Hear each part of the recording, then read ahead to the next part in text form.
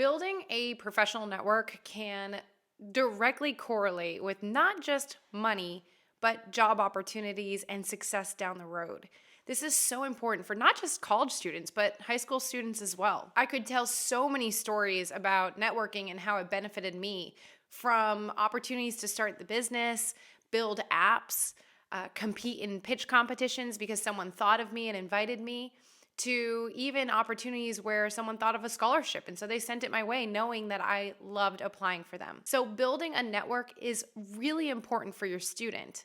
And so in today's video, I want to quickly share more reasons why this is so important and specific examples of how your student can utilize networking to improve their future, both monetarily and just for happiness. Now, make sure you hit subscribe because every single week we're releasing a new strategy on how to help your student work towards that debt-free degree. Hey there, my name is Jocelyn Pearson, founder of the Scholarship System, where we redefine paying for college to help families build strong financial futures rather than ones where they're taking on tons and tons of student loan debt.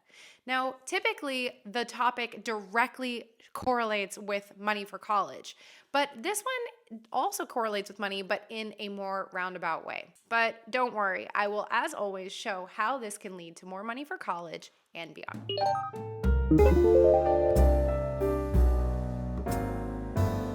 So you've probably heard of networking, or you probably utilize this as a parent, but let's take a quick look at the dictionary's definition of networking. Networking is the exchange of information or services among individuals, groups, or institutions.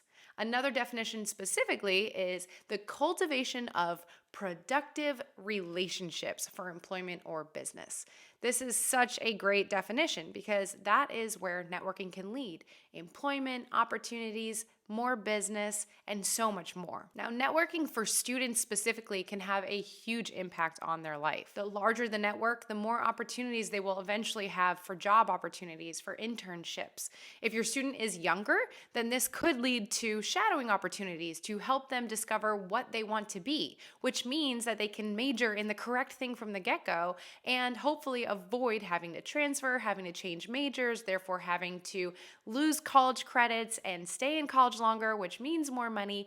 You can see the snowball effect here that I'm going after. This can also help your student just learn new skill sets that they need. For example, say they have a business idea, but they have to build an app or a website for it and they have no clue how. Maybe by sharing this with their network, someone can introduce your student to a developer or to a web app developer, or maybe a competition where you can compete for developers. So this is something where word of mouth is so important and it's not going to go far without a network. Lastly, like I mentioned, this can even lead to more money. I definitely had people in my network send me so many opportunities because they thought of me. Some were pitch competitions where there were cash prizes.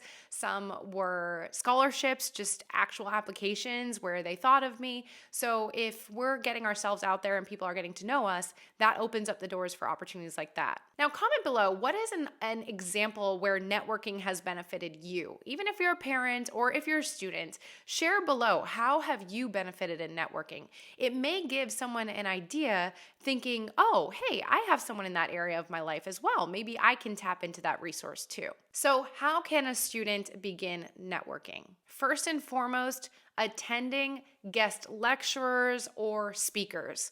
A lot of times universities will organize events where students can go and listen to a speaker on a topic, which might seem like something where they're just sitting there listening, but typically there's mingle time during, before, even after the event. Your student can introduce themselves to the speaker or to fellow attendees. If this is a topic that they're interested in, then they are most likely going to meet someone that is interesting to them. So other people that are interested in the same topic. This might be a little nerve-wracking for a lot of students, but the more they do it, the more comfortable they'll get.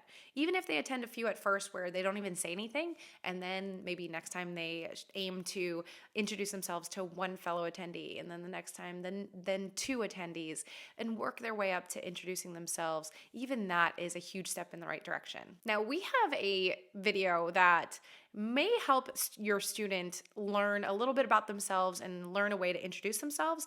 It is called College Admissions Essays, How to Answer the Question, Tell Me About Yourself. So that might not seem like it's directly correlated, but actually it may give your student ideas on how they can introduce themselves to others. You can find the link to that along with any other resources that I mentioned in the description after this video. The second way to build our network is to get involved in extracurricular activities. This doesn't mean that they need to be involved in a million activities, but being deeply involved in just a few is still sufficient. If anything, it's actually better. Clubs, team sports, these are all great ways to build teamwork, leadership, learn problem-solving skills, just so much to learn, but also the connections to make. This can also be through organizations not through the school, but through our community, like volunteering, local events, civic organizations.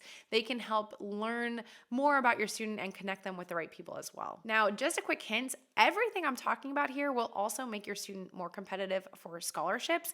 So if you are interested on how to find legitimate scholarships that your student can apply to using these skills and using this experience, check out my free webinar, The 6 Steps to Securing Scholarships Quickly. We'll link to that in the description. Save about an hour for the training because I'll show you exactly how to build that list of legitimate scholarships and how to work with your student on securing that money for college. Lastly, in addition to attending speakers or seminars on topics that we're interested in, another way that your student can build their network is simply by attending events that are for the students. So it doesn't necessarily have to be some kind of seminar. It could just be maybe our university used to have like college night in, where they would bring in masseuses and shrinks and all these different people into like a gymnasium room in an auditorium, and you could go workshop to workshop if you wanted to experience each one. But just going to events like that, putting ourselves out there,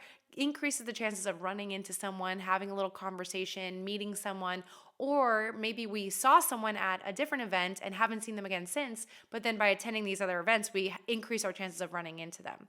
So the more we leave our room, the more we put ourselves out there, the higher chances are that we can build a network that can be useful in the future. For most colleges, your student can check out the Career Center for a calendar of events. Maybe even the Student Center will have a calendar of events. Now, just a bonus one here that I'm thinking of as I'm sharing this is to get involved in the alumni group. A lot of times they have specific networking opportunities to link students with alumni in the area they're interested in. So the Alumni Association spends all their time on touching base with alumni, finding out what their career fields are, where they work, what they're doing, so that they can bridge the gap between current students and past students. And alumni, of course, want to help current students typically because that not only feels good to do and give back, but it actually will boost their alma mater, making their own degree and experience more valuable. And of course, it can become kind of like a funnel to them. Maybe they find their next interns this way. So a lot of alumni stay involved in this way. So tapping into that alumni association as a student can be a great way to connect with those alumni that are interested in making these connections and building these networks for students. So that said, these ideas, a lot of them are more focused around college, but there are many ways that high school students can utilize this information as well. So if you have a student that is in high school or in college, share this video with them, have a conversation with them, see what are they doing to build their network and how can you help them to build their network. You as a parent, as an adult, you probably have done this. So one of their best mentors in this is you.